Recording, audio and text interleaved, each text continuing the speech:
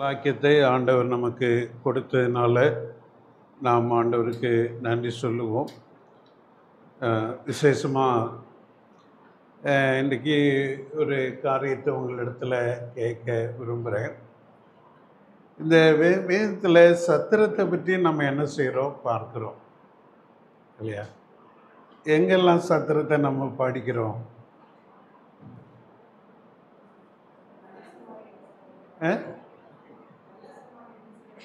நல்ல சுமாரியன் அந்த சம்பவத்தில் நம்ம என்ன செய்கிறோம்? சத்திரத்தை பார்க்குறோம். அப்புறம் இயேசு கிறிஸ்து பிறந்த இடம் ஒரு சத்திரமாக இருந்தது என்று சொல்லி பார்க்குறோம். அப்போ இன்றைக்கி ஒரு 3 சத்திரத்தை பற்றி என்ன செய்யலாம் பார்க்கலாம் அப்படின்னு சொல்லிட்டு யோசிக்கிறேன்.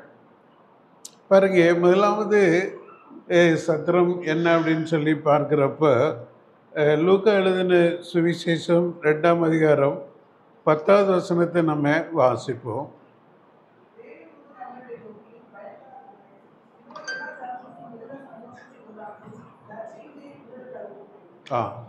இங்கே நாம் பார்க்கிறோம், எல்லா ஜனத்துக்கும் முதலாவது பயப்படாதீங்க அப்படின்னு சொல்லி சொல்லுகிறத நம்ம பார்க்குறோம். அப்போ இன்றைக்கி உலகத்தில் நமக்கு பயங்கிறது அதிகமாக இருக்குது. சரியா? பயப்படாதவங்க யாருமே இல்லை. எல்லாருக்கும் ஒவ்வொரு விதத்தில் ஒவ்வொரு பயம் இருக்குது. ஆனால் அங்கே என்ன பார்க்குறோம் அப்படின்னா, தேவதூதன் தோன்றின உடனே அங்கே அவங்க பயந்தாங்க. இப்போ அதனால தான் அவங்கள முதலாவது ஆறுதல் படுத்துகிறாங்க. பயப்படாதீங்க அப்படின்னு சொல்லிட்டு அவங்கள ஆறுதல் படுத்திட்டு அதுக்கப்புறம் என்ன சொல்கிறாங்கன்னா, எல்லா ஜனத்துக்கும் மிகுந்த சந்தோஷத்தை உண்டாக்கும் நற்செய்தி.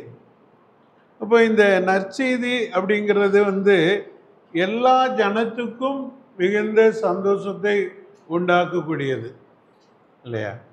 இந்த நற்செய்தி எல்லா ஜனத்துக்கும் மிகுந்த சந்தோஷத்தை உண்டாக்கக்கூடியது என்று சொல்லி பார்க்கிறோம்.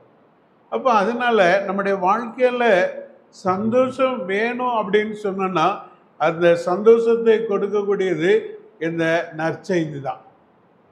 வேறு எதுவுமே சந்தோஷத்தை கொடுக்காது. இன்றைக்கி உலக மக்கள் சந்தோஷத்துக்காக அநேக காரியங்களை என்ன செய்கிறாங்க.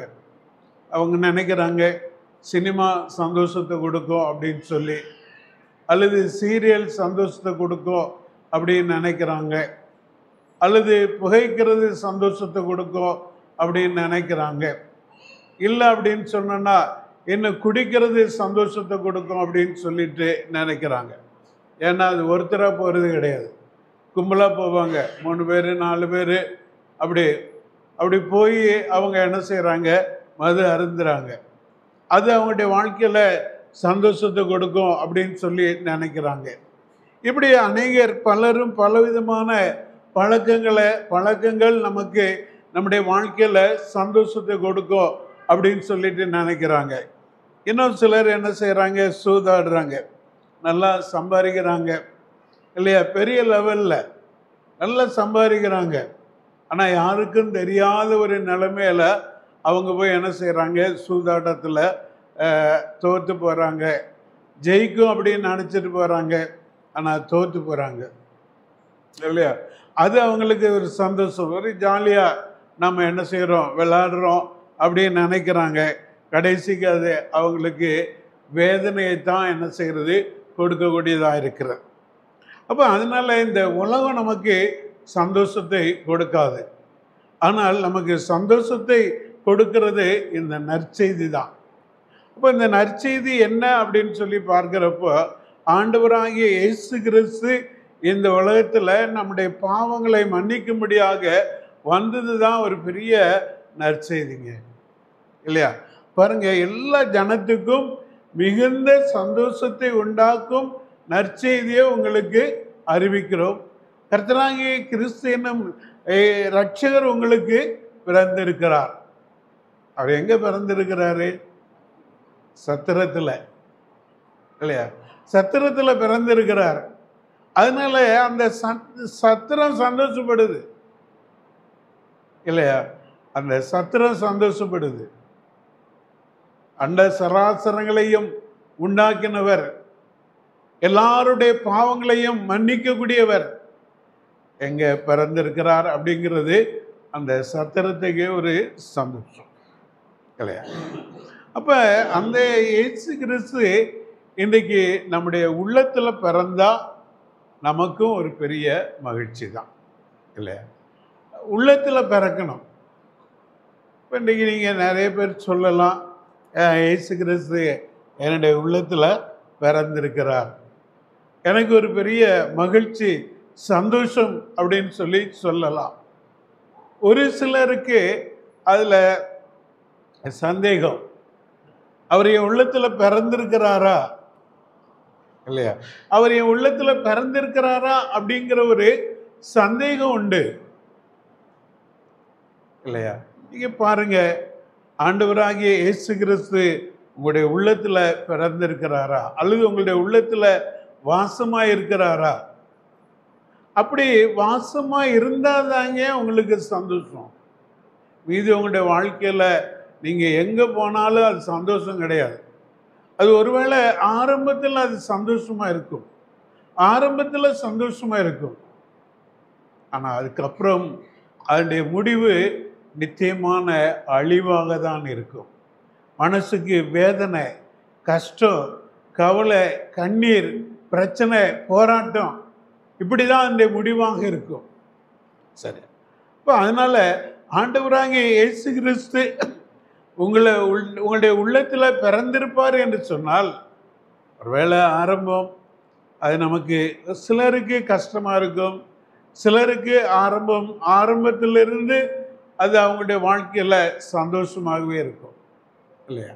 கஷ்டங்கள், பாடுகள் நமக்கு இருந்தாலும் அது மத்தியில் தேவன் நமக்கு சந்தோஷத்தை கொடுக்குறாங்க.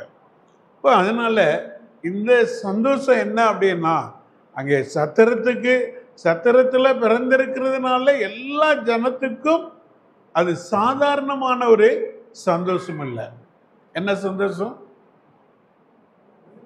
மிகுந்த சந்தோஷம் இல்லையா? மிகுந்த சந்தோஷம், அதிகமான ஒரு சந்தோஷம் இல்லையா?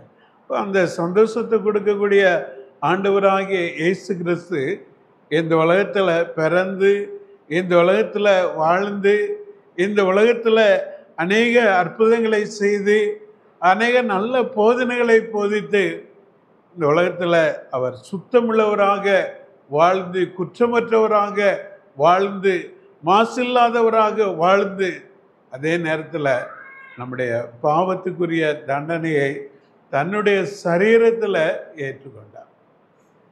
பாருங்க, அவருடைய சிலுவை காட்சியை நாம் என்ன செய்கிறோம், பார்க்கிறோம். வேதத்தில் அது படமாக இல்லை, ஆனால் பொருளாக அந்த எழுதப்பட்டு இருக்கிறது. தேவ ஆவியானவர் அவருடைய பாடுகளை குறித்து, அவருடைய மரணத்தை குறித்து, அவருடைய உயிர்த்தெழுதலை குறித்து அங்கே தெளிவாக அழகாக தீர்க்கதரிசிகள் மூலமாகவும் தேவனுடைய பிள்ளைகள் மூலமாகவும் தெளிவாக எழுதி கொடுத்துருக்கிறாங்க. ஆனால் இன்றைக்கி இந்த உலகத்தில் அது ஒரு படமாக என்ன செஞ்சுருக்கிறாங்க, காண்பிச்சிருக்கிறாங்க. அதனால தான் இன்றைக்கி அநேகர் அந்த படத்தை வச்சு கும்பிட ஆரம்பிச்சிட்டாங்க. ஆண்டவர் தெரியும், அதனால தான் அன்றைக்கி அவர் அதெல்லாம் என்ன செய்யலை. இப்போ அதனால் இன்றைக்கி அவருடைய அந்த நிலைமையை நம்ம பார்க்குற சமயத்தில் அவர் எவ்வளவாக இங்கே பாடுபட்டார் என்று சொல்லி நம்ம பார்க்கிறோம். அவருடைய பாடுகளை குறித்து பார்க்கிற சமயத்தில் அவருடைய ஏசாயா தீர்க்கதரிசி அதை கொஞ்சம் நமக்கு தெளிவாக சொல்கிறத நம்ம பார்க்குறோம். ஏசாயா 53:5 வசனத்தை வாசிப்போம்.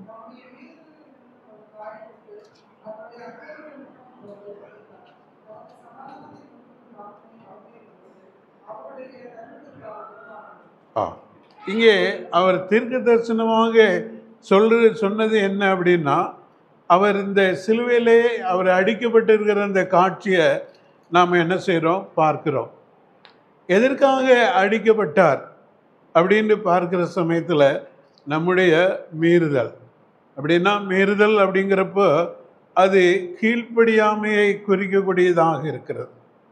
கீழ்ப்படியாமை இல்லையா? அப்போ நம்ம ஆண்டவருடைய வார்த்தைக்கு கீழ்ப்படியாம போறோம். ஆண்டவர் சொன்னாங்க, பிள்ளைகளுக்கு சொல்ற சமயத்தில் சொல்லும் பொழுது உங்களுடைய பெற்றோருக்கு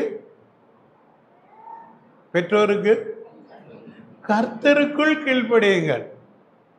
இன்னைக்கு சிலர்லாம் சொல்றாங்க, என்னுடைய தாய் தகப்பனுக்கு நான் கீழ்ப்படியணும், என்னுடைய தாய் தகப்பனை கனம் பண்ணணும்.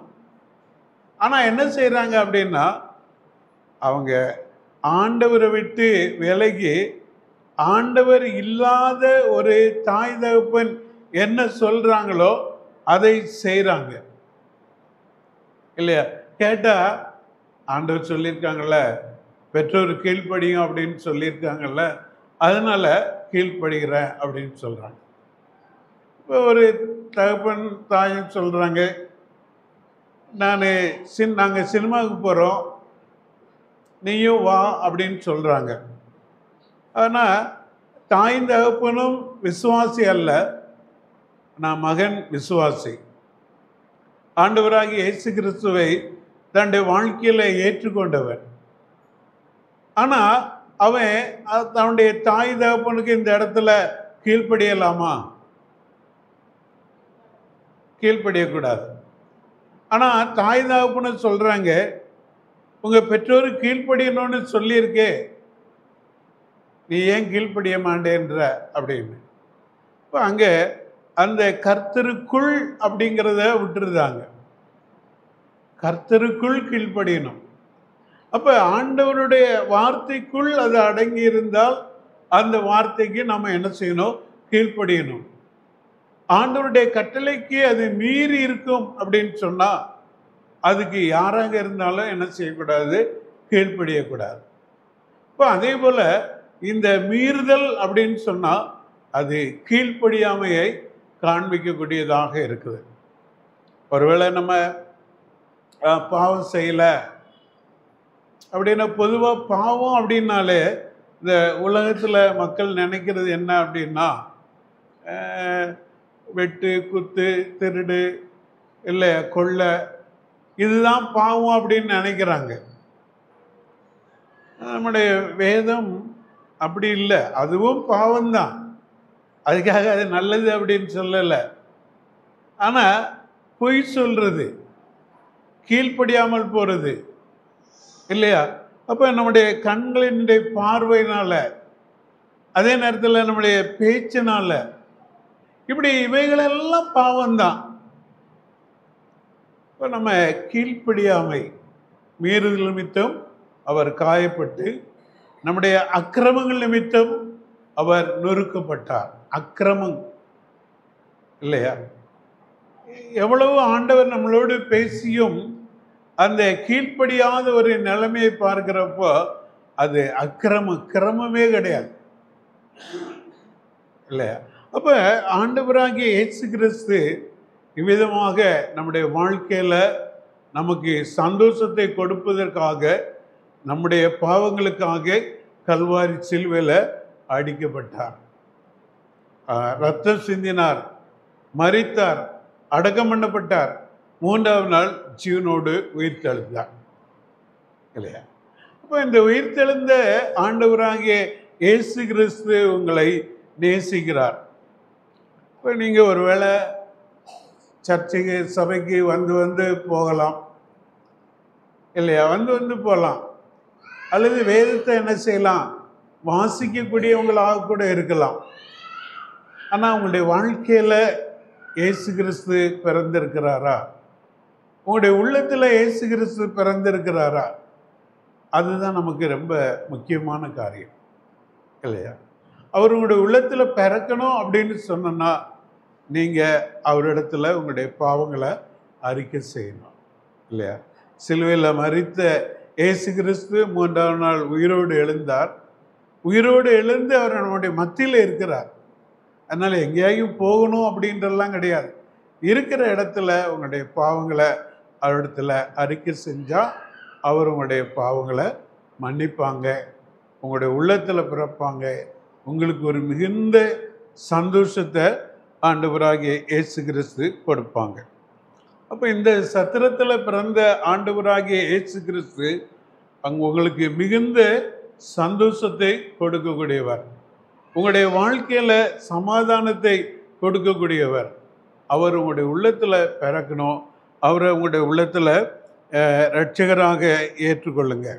அதுக்கப்புறம் அவர் அங்கே நல்ல சமாரியன் அப்படிங்கிற அந்த சம்பவத்தில் நாம் என்ன செஞ்சோம் பார்த்தோம். பாருங்க, லூக்கா எழுதின சுவிசேஷம் 10ஆம் அதிகாரம் 25 வாசிங்களேன்.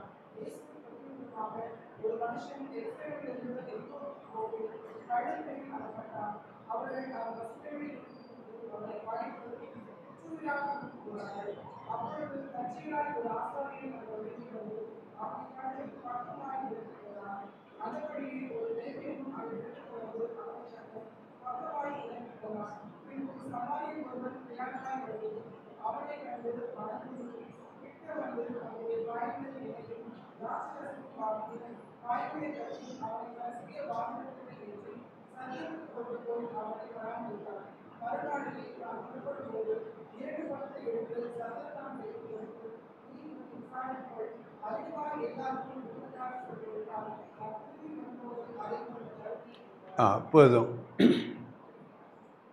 இங்கே ஒரு சத்திரத்தை பார்க்குறோம்.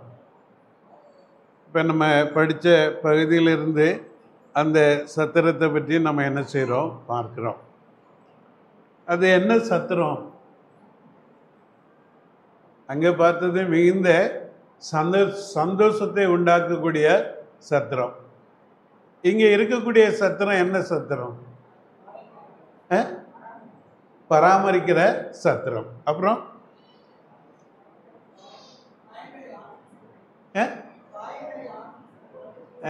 இல்லை, அது வழியில தான் செஞ்சிடுறாங்க.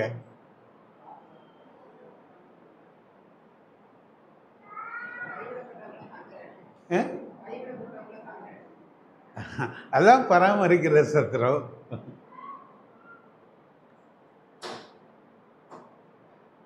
அப்புறம் இன்னொரு பாயிண்ட் இருக்கு. இந்த கடைசி வசனம் பாருங்க, 35வது வசனம்.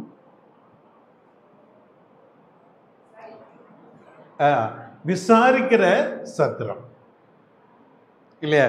இங்கே நம்ம 2 காரியத்தை நம்ம பார்க்கிறோம். முதலாவது பராமரிக்கிற சத்திரம்.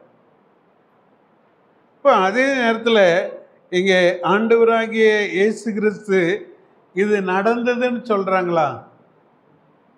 இது நடந்ததா? இல்லை, ஒரு ஓமையாக தான் என்ன செய்கிறாங்க சொல்கிறாங்க. ஏன்னா அவன் கேட்குறான், தன்னை நீதிமான் என்று காண்பிக்கிறதுக்காக. அதுக்கு முன்னாடி சொல்லிட்டான் பாருங்க, உன்னிடத்தில் அன்பு கூறுகிறது போல பிறனிடத்திலும் அன்பு கூறுவாயாக என்று எழுதியிருக்கிறது என்றான். அப்பொழுது அவர் அவனை நோக்கி, நிதானமாய் உத்தரவு சொன்னாய், அப்படியே செய்.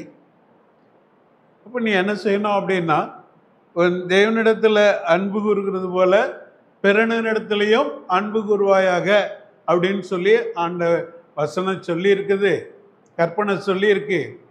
இப்போ அதனால் அப்படின்னு அவர் அழகாக என்ன செஞ்சாப்புல சொன்னாப்புல. அப்போ ஆண்டவர் சொன்னாங்க, நீ அதை மாதிரி செய் அப்படின்னு சொல்லி சொல்கிறாங்க. தேவனிடத்திலையும் அன்பு கூறு, பிறனிடத்திலையும் அன்பு கூறு அப்படின்னு சொல்லிட்டு சொன்னாங்க. அப்ப அவரு கொஞ்சம் மிஞ்சின நீதிமான் இல்லையா? அப்ப தன்னை நீதிமான் என்று காட்டுறதுக்காக எனக்கு பிறன் யார் அப்படின்னு சொல்லிட்டு கேட்கிறாங்க. அப்பதான் ஆண்டவர் இந்த சம்பவத்தை சொல்றாங்க. உனக்கு பிறன் யார் அப்படிங்கிறதுக்கு தான் இந்த சம்பவத்தை சொல்றாங்க. அப்ப இந்த சம்பவத்திலிருந்து நாம் கற்றுக்கொள்ளுகிறது என்ன அப்படின்னு சொல்லி பார்க்கிறப்ப அங்கே முதலாவது யார் வாரா? ஆரசாரியன். எப்படி வர்றாரு அவரு? தற்செயலாய் இல்லையா? அப்ப பொதுவா இந்த இராணுவத்தில் இருக்கக்கூடியவங்க அவங்க கையில் எப்பவுமே அவங்களுடைய ஆயுதத்தை என்ன செஞ்சிருப்பாங்க? துப்பாக்கி என்ன செஞ்சிருப்பாங்க? வச்சிருப்பாங்க. அவங்களுக்கு என்ன கொடுக்கப்பட்டிருக்கிறதோ அதை, என்ன கன் கொடுத்துருக்குறாங்களோ அதை அவங்க கையில் வச்சுக்கிட்டு தான் போவாங்க. சரியா? அவங்க வெறுமையாக அவங்க என்ன செய்ய மாட்டாங்க, போக மாட்டாங்க இல்லை, அவங்க டியூட்டியில் இருக்கிற சமயத்தில். சரியா? இப்போ அதே போல் இவர் ஆசாரியன் இல்லையா? இப்போ ஆசாரியனுடைய வேலை என்ன? அவர் தற்செயலாக எங்கேயும் அவரை என்ன செய்ய வேண்டியது, போக வேண்டியதில்லை. இல்லை, தேவாலயத்திலிருந்து பலி செலுத்த வேண்டிய வேலை, ஜனங்களுக்காக தேவனோடு பேசக்கூடிய வேலை. ஆனால் அவர் என்னன்னா தற்செயலாய் போகிறார். சரி, போன நீ ஜனங்களுக்காக தேவனிடத்தில் பேசக்கூடியவர், தேவன் சொல்லுகிறத ஜனங்களுக்கு சொல்லக்கூடியவர். அப்போ அவருக்கு இந்த கற்பனை தெரியும் இல்லையா? அப்போ உன்னிடத்தில் அன்பு கூறுகிறது போல பிறனிடத்திலையும் அன்பு கூறுவாயாக என்று சொல்லி ஆண்டவர் சொல்லியிருக்கிற அந்த கட்டளை அவருக்கு தெரியும். ஆனால் அவர் என்ன செய்கிறாரு அப்படின்னு சொன்னால் போனதே தற்செயலா.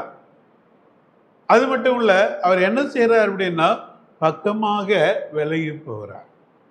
அவர் அந்த கட்டளைக்கு கீழ்ப்படியல. தெரியும் அவருக்கு, ஆசாரியனுக்கு தெரியும், அது தெரியாது அப்படின்ட்டு இல்லை. ஆனால் அவரோட அந்த கட்டளைக்கு என்ன செய்யலை, கீழ்ப்படியலை. அடுத்து யார் போறா அப்படின்னு சொல்லி பார்க்கிறோம், லேவியன் இல்லையா? இப்போ லேவியனும் அதே தான், அவரும் அந்த வேலையை செய்யக்கூடியதான். அவருக்கும் இந்த பிரமாணம் அவருக்கு நல்லா தெரியும். அவரும் என்ன செய்கிறாங்க, தற்செயலாக போகிறாங்க. இதை படிக்கிறப்ப தாவீது யுத்தத்துக்கு போகாதபடிக்கு உப்புரிகையில் உலாவுனது போல இல்லையா? யுத்த காலம், தன்னுடைய ஜனங்கள் சேனைகள் எல்லாம் யுத்தத்துக்கு போயிருக்குது. அந்த சேனையை வழி நடத்தக்கூடிய ஒரு தலைவன் தாவீது. ஆனால் அவர் எங்கே போகல, யுத்தத்துக்கு போகல. அவர்களை வழி நடத்தும்படியாக அவர்களை போகல. அவர் என்ன செய்கிறாரு, உப்பிரிகையில் உலாகிறார். அதனுடைய விளைவு என்ன அப்படின்னு சொல்லி நமக்கு தெரியும். இப்போ அதே போல இந்த லேவியன் என்ன செய்யணும் அப்படின்னு ஆண்டவர் சொல்லியிருக்கிறாங்க இல்லையா?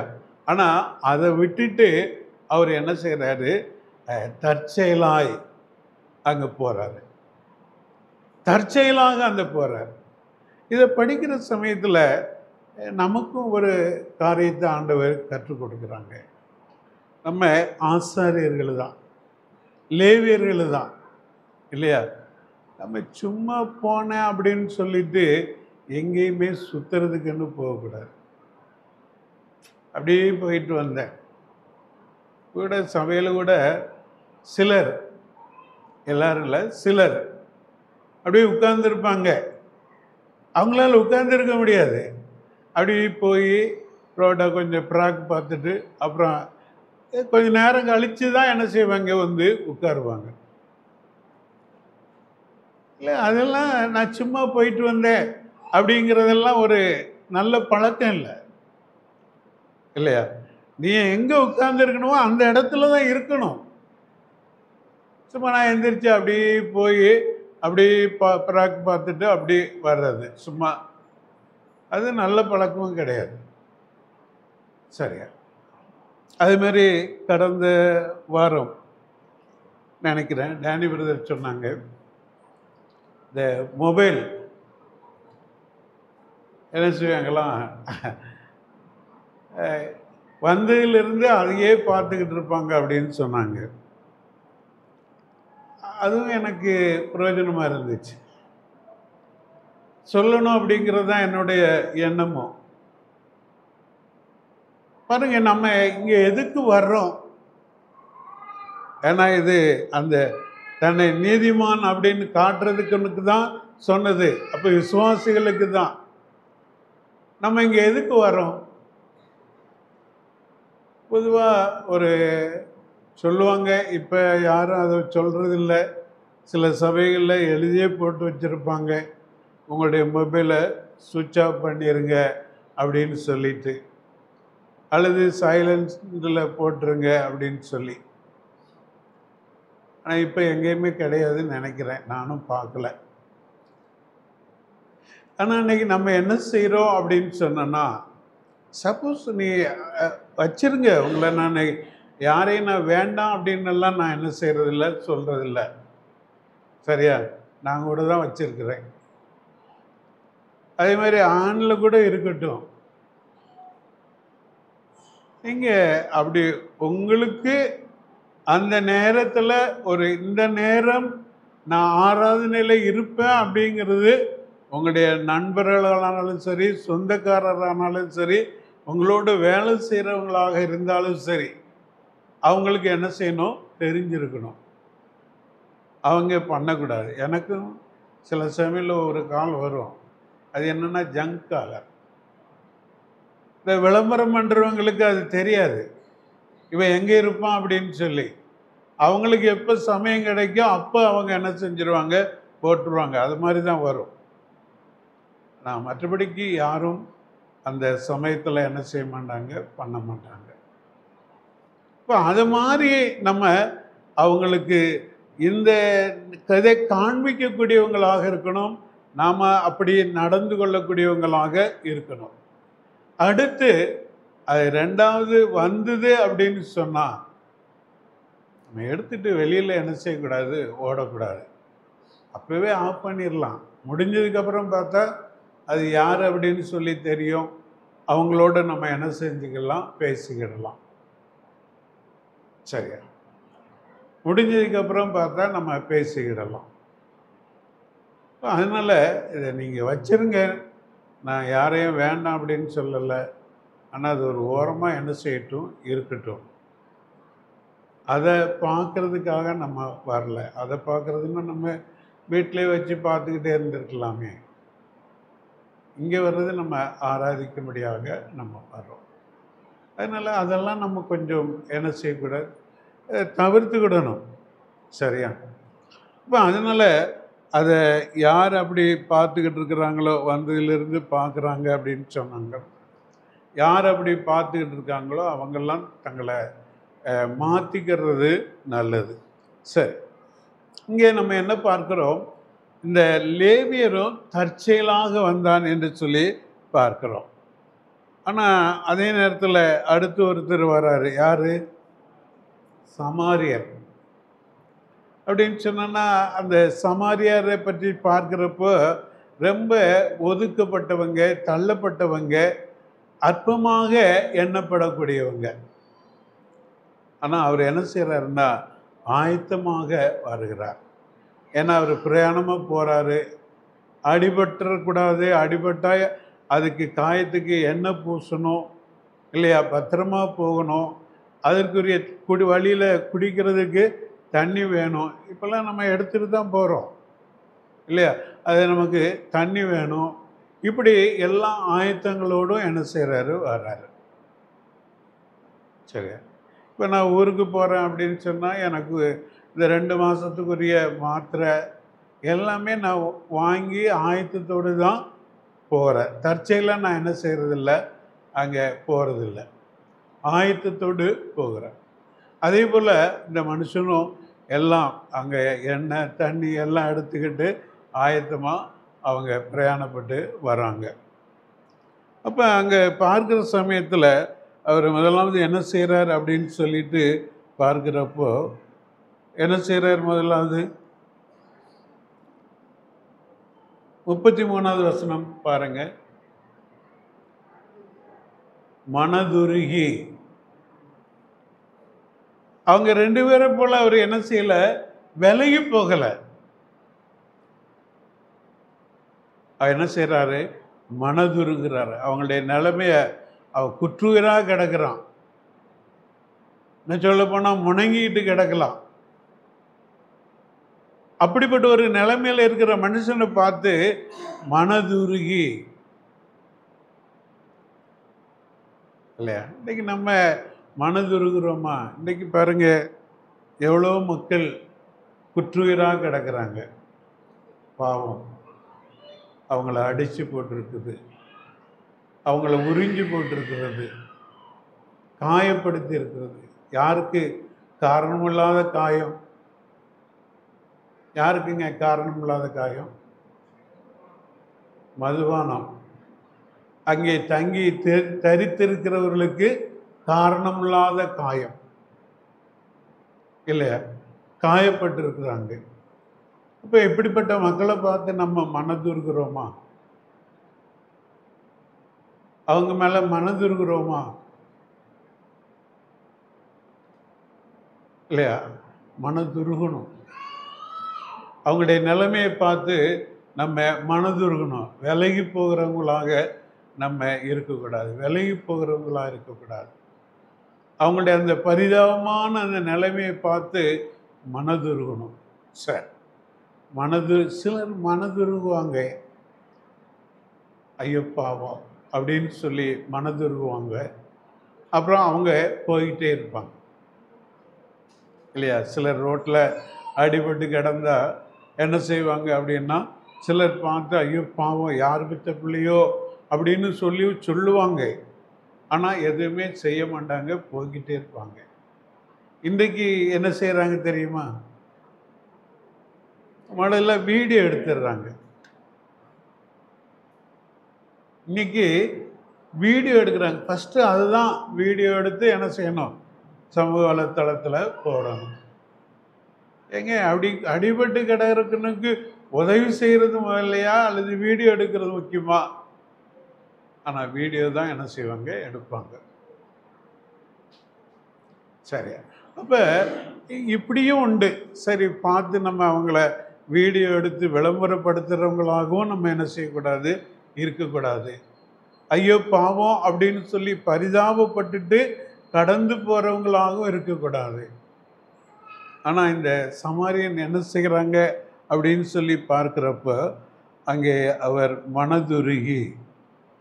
அதுக்கப்புறம் 34வது வசனத்தினுடைய முதல் வார்த்தை என்ன சொல்கிறதுன்னா, கிட்ட வந்து. இல்லையா? இன்னைக்கு நம்ம பார்க்குறோம் எவ்வளோ பேருங்க. சரி, எவ்வளோ பேர்? நான் கூட ரொம்ப யோசிக்கிறேன். இன்றைக்கி அப்படி ஏதோ 1-2 பேரை தவிர மீதி எல்லாமே பாவம் அவங்கள குற்றுயிராய் போட்டிருக்குது. இப்போ அவங்க மேலே மனதுருகணும். மனதுருகுனா அவங்களுக்காக ஜெபிக்கணும். ரெண்டாவது, அவங்க இடத்துக்கு நம்ம என்ன செய்யணும்? போகணும். அதான் கிட்ட வந்து. எப்படி அடிபட்டு கிடக்குனாரா? ரத்த காயம், பார்க்கவே பரிதாபமாக இருக்கு. ஆனால் விலகி போகலை. கிட்ட வந்து அவங்க கையில் அவங்க பக்கத்தில் நம்ம போகலாம் இல்லையா? அப்படிப்பட்ட மக்கள் மத்தியில் நம்ம போகலாம். அடிபட்டு கிடக்கிறவங்க இல்லை. பாவத்தில் வாழ்ந்து கொண்டு இருக்கிற மக்கள் மேல் மனதுருகி அவங்களிடத்துல போய் அடுத்து என்ன செய்கிறாங்க பாருங்க? கிட்ட வந்து. வாசிங்க இந்த வசனத்தை. 34வது வசனம்.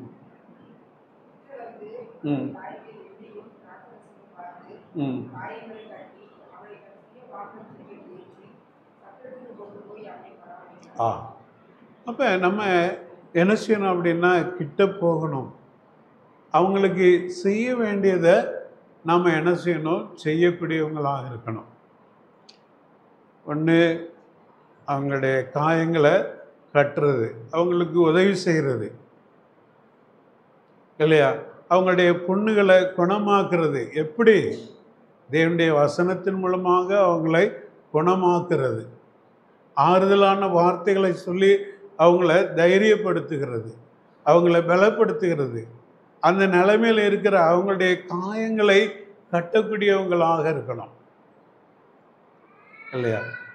திராட்சை ரசம் வார்த்து எண்ணெய் பூசி அதுக்கப்புறம் அவங்கள பராமரிக்கிறது. தன்னுடைய சுய வாகனத்தில் ஏற்றினான் அப்படின்னு சொல்லி பார்க்கிறோம். அதுக்கப்புறம் 10வது வசனம் 35வது வசனத்தில் நம்ம பார்க்கிறப்ப என்ன செய்கிறாங்க, செலவு செய்கிறேன்றாங்க. செலவு செய்கிறாங்க, அவங்கள பராமரிக்கிறது. அப்போ இந்த இடம் இந்த சத்திரம் பராமரிக்கக்கூடிய ஒரு சத்திரம். 35ல் நம்ம வாசிக்கிறப்ப அது விசாரித்துக்கொள். சத்திரத்தான் கையில் கொடுத்து 2 காசையும் கொடுத்து சொல்கிறாங்க, நீ விசாரிச்சுக்கோ, நான் அதிகமாச்சு அப்படின்னு சொன்னால் நான் திரும்பி வர்றப்ப தரேன். அப்போ இந்த நல்ல சமாரியனை போல நம்முடைய வாழ்க்கை இருக்கணும் அப்படின்னு சொல்லி தான் ஆண்டவர் விரும்புகிறாங்க. இப்போ அந்த வாலிபன்ட்ட ஆண்டவர் கேட்குறாங்க, யார் அப்படின்னு சொல்லிட்டு, இந்த 3 பேரில் யார் அப்படின்னு சொல்லி கேட்குறாங்க.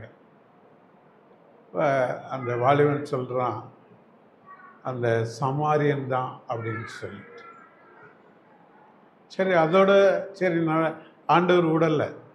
என்ன சொல்கிறாங்க பாருங்க பின்னாடி, நீயும் போய் அதன்படி செய். சரியா? இப்போ ஆண்டவர் நமக்கு ஒரு கட்டளையும் கொடுக்குறாங்க. இந்த வாலிபனுக்கு கொடுத்த கட்டளை தான் நமக்கும் கொடுக்குறாங்க. நீயும் போய் அதன்படி செய். இப்போ ஆண்டவருடைய கட்டளைக்கு நாம் என்ன செய்வோம், கீழ்ப்படிவோம். சரியா? அப்போ ஏற்றுக்கொள்ளாதவங்க ஏற்றுக்கொள்ளுங்க, ஏற்றுக்கொண்டவங்க ஆண்டவர் கொடுத்திருக்கிற இந்த கட்டளையை நம்முடைய வாழ்க்கையில் நம்ம நிறைவேற்றக்கூடியவர்களாக இருப்போம். ஜெபம் செய்வோம். எங்களை நேசிக்கிறீங்க நல்ல ஆண்டவரே, அருமையான இரவில் நன்றியோடு நாங்களும் துதிக்கிறோம், ஸ்தோத்திரிக்கிறோம். இவ்விதமாக நாங்கள் கூடி வரும்படியான கிருபை எங்களுக்கு கொடுத்ததுக்காக உமக்கு ஸ்தோத்திரம். ஆண்டவரே, நாங்கள் ஒரு சிலராக இருந்தாலும் நீர் எங்களுடைய மத்தியில் பெரிய தேவனாக எங்களோடு கூட இருக்கிறீங்க, அதற்காக உமக்கு ஸ்தோத்திரம். எப்பொழுதும் உடைய வசனங்களை சிந்திக்க கொடுத்த, தியானிக்க கொடுத்த சிலாக்கியத்துக்காக உமக்கு ஸ்தோத்திரம். ஆண்டவரே, 3 சத்திரங்கள் என்று சொல்லி பார்த்தோம். முதலாவது சந்தோஷத்தை கொடுக்கக்கூடிய சத்திரம். ஆண்டவராகிய இயேசு கிறிஸ்து எங்களுக்காக, ஆண்டவரே, எங்களுடைய பாவங்களை மன்னிக்கிறதுக்காக பரலோகத்திலிருந்து இந்த உலகத்திற்கு இறங்கி வந்த சத்திரம். ஆண்டவரே, அது மிகுந்த சந்தோஷத்தை கொடுக்கக்கூடியது. அங்கே சத்திரத்தில் பிறந்த ஆண்டவராகிய இயேசு கிறிஸ்து எங்களுடைய உள்ளத்தில் பிறக்க வேண்டும் என்று சொல்லி அவர் விரும்புகிறார். அவர் எங்களுடைய உள்ளத்தில் பிறக்கும் பொழுது எங்களுக்கு மிகுந்த சந்தோஷம் என்று பார்க்கிறோம். அடுத்து நல்ல சமாரியன் என்கிற அந்த பகுதியை நாங்கள் வாசிக்கும் பொழுது அவர் என்ன செய்கிறார் அப்படின்னு சொல்லி பார்க்கும் பொழுது, அவர் முதலாவது அங்கே அவர் கிட்ட வந்து அவருக்கு உதவி செய்கிறதை பார்க்கிறோம். அது மட்டுமல்ல, அவரை ஆதரித்து கொண்டு போய் சத்திரத்தில் சேர்க்கிறதை நாம் பார்க்கிறோம். அது மட்டுமல்ல, அவரை விசாரிக்கிறதை நாங்கள் பார்க்கிறோம். இவ்விதமாக நீயும் அதன்படி செய் அப்படின்னு சொல்லி அந்த வாலிபனுக்கு கட்டளை கொடுத்தீங்க ஆண்டவரை. அதே போல் எனக்கும் எங்களுக்கும் அந்த கட்டளையை கொடுக்குறீங்க. நாங்களும் இன்றைக்கு பாவத்தில் குற்றுயிராய் கிடக்கிற அந்த மக்களை தேடி போகவும் அவர்களை பார்த்து அவர்கள் அருகில் சென்று அவர்களுக்கு ஆறுதலான நம்முடைய வார்த்தையை சொல்லி அவர்களை நம்முடைய வழியில் கொண்டு வரும்படியாக தேவனுடைய சபைக்கு கொண்டு வரக்கூடியவர்களாக நாங்கள் இருக்கும்படியாக நீர் எங்களுக்கு உதவி செய்திட வேண்டும் என்று முன்னோக்கி நாங்கள் ஜெபிக்கிறோம். ஆண்டவரே, நீயும் அதன்படி செய் என்று சொன்ன வார்த்தையின்படி ஆண்டவரே அவ்விதமாக செய்ய எங்களுக்கு உதவி செய்திட வேண்டும் என்று ஜெபிக்கிறோம். எங்களை பலப்படுத்த வேண்டும் என்று முன்னோக்கி நாங்கள் ஜெபிக்கிறோம். அதற்கு வேண்டிய கிருபைகளை எங்களுக்கு கொடுத்திட வேண்டும் என்று ஜெபிக்கிறோம். தொடர்ந்து உடைய மாறாத கிருபையும் பிரசன்னமும் எங்களோடு கூட இருந்து எங்களை வழி நடத்தி காத்து கொள்ள வேண்டும் என்று எங்கள் ஆண்டவரும் மீட்பரும் இரட்சகருமாயிருக்கிற இயேசு கிறிஸ்துவின் இனிய நாமத்தில் உடைய சமூகத்தில் வேண்டிக் கொள்கிறோம் நல்ல பிதாவே, ஆமீன். என் ஆத்துமாவே கர்த்தரை ஸ்தோத்ரி, என் முழு உள்ளமையருடைய பரிசுத்த நாமத்தை ஸ்தோத்ரி. என் ஆத்துமாவே கர்த்தரை ஸ்தோத்ரி, அவர் செய்த சகல உபகாரங்களையும் மறவாதே. ஆமீன்.